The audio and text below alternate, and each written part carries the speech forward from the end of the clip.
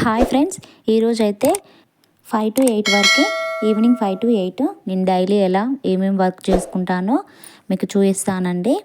మొదటగా అయితే నేను ఇలా వాషింగ్ మిషన్లో అయితే బట్టలు వేస్తానండి. మా పాప స్కూల్ నుంచి వచ్చిన తర్వాతనే బట్టలు వేస్తాను అనమాట. ఎందుకంటే తన యూనిఫామ్ గిన ఉంటాయి కదా, ఇంకా వాటితో సహా అన్నీ వాషింగ్ మిషన్లో ఒకటేసారి వేస్తానండి. వాషింగ్ మిషన్ వచ్చిన తర్వాత అయితే పని చాలా ఈజీ అయిపోయిందండి. అంతకుముందుకైతే చాలా అసలు ఇబ్బందిగా అనిపించేది బట్టలు ఉతకాలంటే. ఎందుకంటే మాది మెకానిక్ వర్క్ షాప్ అండి. ఆయిల్ బట్టలు కదా, ఇంకా అవి ఉతకాలంటే మాత్రం చాలా ఇబ్బంది అయ్యేది. చేతులు అయితే మస్తు నొప్పులేసేయండి అవి ఉతికినప్పుడు మాత్రం.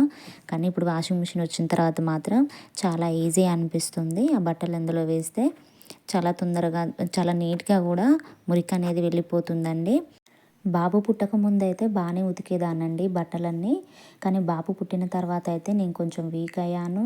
ఇంక అందులోనూ బాబుని చూసుకోవడము, ఈ బట్టలు ఆయిల్ బట్టలు కింద ఉతకాలంటే ఇంకా చాలా ఇబ్బంది అయ్యేది.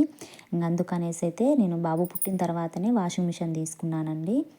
ఇక ఈ బట్టలన్నీ వాషింగ్ మిషన్లోకి వేసిన తర్వాత అయితే నేను మార్నింగ్ వేసేసానండి. ఇవి ఆల్రెడీ బెడ్షీట్స్ గిన బాబు టాయిలెట్ గిన పోస్తే ఇప్పుడు అవన్నీ అయితే తీసేసుకొని మళ్ళీ మడతేసుకోవాలి. ఇప్పుడైతే నెక్స్ట్ ఇంకా ఇల్లు ఊడుస్తానండి. మార్నింగ్ ఈవినింగ్ డైలీ ఊడవాలండి, లేదంటే ఇంట్లోకి అయితే చాలా దుమ్ము వస్తుంది. బయట కన్స్ట్రక్షన్స్ జరుగుతున్నాయండి, అంత చుట్టూ అవే జరుగుతున్నాయి. అందువల్ల ఇంట్లోకి అయితే చాలా దుమ్ము వస్తుందండి. అందుకనేసి అయితే మార్నింగ్ ఈవినింగ్ అయితే ఊడ్చుకోవాలి కంపల్సరీగా.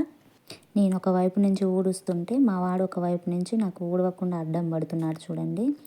ఈ మధ్య మా వాడైతే చాలా అల్లరిగా తయారవుతున్నాడండి. అసలు ఎంత చెప్పినా వినకుండా ఏందో వాడికి కావాల్సినట్టే చేయాలన్నట్టు బిహేవ్ చేస్తున్నాడు. చీపురు పుల్ల కావాలంటే ఇక నా వెనక మడి తిరుగుతూ ఉండ చీపురు పుల్ల కోసం. ఇక నేను వాటర్ పెడుతుంటే వచ్చి నేనే పెడతాను వాటర్ అనేసి నా దగ్గర నుంచి పైప్ లాక్కొని ఇంక వాడే పెడుతున్నాడు. ఎప్పుడైనా ఇంతే వీడు. ఎప్పుడు నేను వాటర్ పైప్ తీసుకొని బయటకు వచ్చినా కూడా ఇక నేనే పెడతా అనేసి లాక్కుంటాడు. నిజంగా నీళ్ళు పెట్టాలంటే నాకు కూడా చాలా ఇష్టం అండి. పైప్తో అలా పట్టుకొని వాటర్ పెడుతుంటే భలే హ్యాపీగా అనిపిస్తుంటుంది. మా వాడికి కూడా అదే ఫీల్ ఉన్నట్టుంది. అందుకే ఎప్పుడు పైప్ లాక్కొని నేనే పెడతా అంటాడు. ఇక వాటర్ అయితే పెట్టేసిన తర్వాత ఇంట్లోకి వచ్చి మా పాప కోసం అయితే స్నాక్స్ అయితే ప్రిపేర్ చేశానండి. వీటి పేరు ఏంటో నాకైతే సరిగ్గా తెలియదు, కానీ నేనైతే గోధుమ పిండితో అయితే ఈ స్నాక్స్ అయితే రెడీ చేశానండి. తింటే మాత్రం బాగానే ఉన్నాయి. ఇక ఇవి వంట అంతా కంప్లీట్ అయిన తర్వాత ఇక చూడండి సింక్లో మళ్ళీ ఇన్ని గిన్నెలు అయితే ఉన్నాయి. ఇక మళ్ళీ నా డ్యూటీ అనమాట, గిన్నెల డ్యూటీ. ఇంక గిన్నెలన్నీ మళ్ళీ రుద్దేయాలి. ఇంకా లేకపోతే మళ్ళీ ఎంత కిచెన్ అంతా గలీజ్గా కనిపిస్తుంది.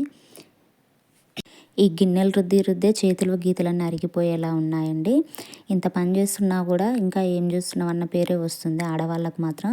ఇంటి దగ్గరనే కదా నువ్వు ఉండేది, ఆఖరికి ఏం చేస్తున్నావు అనేసి ఒకటే మాట అనేస్తారు. కానీ ఇంత పని చేయాలంటే అసలు ఒళ్ళు ఊనం అయిపోతుంది కదా అండి. గిన్నెలు కడిగినందుకు, ఇల్లు ఊడ్చినందుకు, వంట చేసినందుకు, బండలు తుడిచినందుకు, ఇంకా వీటన్నిటికీ మనం డైలీ చేసే వర్క్ అంటే అన్నిటికీ కూడా మనీ కట్టిస్తే మాత్రం మనకు కూడా చాలా సంపాదించుకోవచ్చు కదా అండి. కానీ అలా ఇవ్వరు కదా. నీ ఇల్లే కదా, నీ ఇంట్లో నువ్వే కదా చేసుకోవాలి, ఎవరు వచ్చి చేస్తారని మాట్లాడతారు. కానీ మళ్ళీ ఇంత చేస్తున్నా కూడా ఏం చేస్తున్నావు ఇంటి దగ్గర ఉండి అని మళ్ళీ రివర్స్ క్వశ్చన్ మనకే వస్తుంది. ఇంకేందో అంతా ఏది మనకు తప్పదు కదా. పెళ్ళైతే మాత్రం ఇవన్నీ కంపల్సరీ చేసుకోవాల్సిందే. ఇంకా మొత్తానికైతే నేనైతే నా గిన్నెలు అయితే రుద్దేసుకున్నానండి. నాకు అందరూ ఒకటి మాత్రం బాగా గుర్తుపెట్టుకోవాలండి, ఇల్లు కట్టుకునేటప్పుడు మాత్రం ఖచ్చితంగా కిచెన్ మాత్రం మనకు నచ్చిన విధంగా మాత్రం కట్టుకోవాలండి. ఎందుకంటే తర్వాత చాలా ఇబ్బంది పడాల్సి వస్తుంది. నేనైతే మొహమాటానికైతే పోయి పర్లేదులే అన్నట్టు వాళ్ళు చెప్పిన దానికల్లా మనం తల ఆడించకూడదు. ఎందుకంటే నేనైతే మా కిచెన్ని కట్టినప్పుడైతే అంతగా నాకు తెలియదు ఎలా ఏంటి అనేది. వాళ్ళు ఎట్లా కట్టారో అలాగే సైలెంట్గా ఉండేసాం. ఇప్పుడు గిన్నెలు రుద్దినప్పుడు మాత్రం కిచెన్లో అంట్ల స్టాండ్ పెట్టుకోవడానికి సరిగ్గా ప్లేసే ఉండదండి. అంటే కిచెన్ పెద్దదే, కానీ గ్యాస్ బండ పెద్దగా కట్టలేదు, ఓన్లీ గ్యాస్ మాత్రమే పడుతుంది ఆ ప్లేస్లో. దాని పక్కన బట్టి మాత్రం అంట్ల స్టాండ్ అయితే పట్టదు. ఎవరైనా గిన్నెలు రుద్దంగానే పక్కనే అంట్ల స్టాండ్ పెట్టుకొని అందులో గిన్నెలు వేసుకుంటారు. కానీ మాకు అలా ఉండదండి. అక్కడ ప్లేస్ సరిపోదు అసలు, ఓన్లీ గ్యాస్ వరకు ఉండి దాని పక్కన కొంచెమే ప్లేస్ ఉంటుంది అనమాట. గిన్నెలు రుద్దిన ప్రతిసారి అయితే నేను అంటర్ స్టాండ్ని అక్కడ పక్కన కిందకు పెట్టేసి అందులో గిన్నెలు వేసేస్తాను. నీళ్ళన్నీ పోతాయి కదా అండి, అవన్నీ మళ్ళీ నేను తుడిచేసుకుంటాను. అందుకే అండి ఇల్లు కట్టేటప్పుడు మాత్రం ఖచ్చితంగా ఆలోచించుకొని అయితే కట్టుకోండి. ఇలా అయితే నేను బియ్యం కడుక్కొని అయితే పక్కకు పెట్టేసుకున్నానండి. ఇంకా నెక్స్ట్ అయితే వాషింగ్ మిషన్లో బట్టలు వేసాను కదా, ఇంకా అవైతే అయ్యాయి. ఇంక ఇప్పుడు వాటిని అయితే ఆరేసుకుంటున్నానండి. ఇక ఈ బట్టలైతే ఆరేసుకున్న తర్వాత అయితే నేను మార్నింగ్ టిఫిన్ కోసం అయితే నేను బియ్యం నానవేసుకున్నానండి దోశలకి. ఇప్పుడైతే అది గ్రైండ్ చేసుకుంటున్నానండి.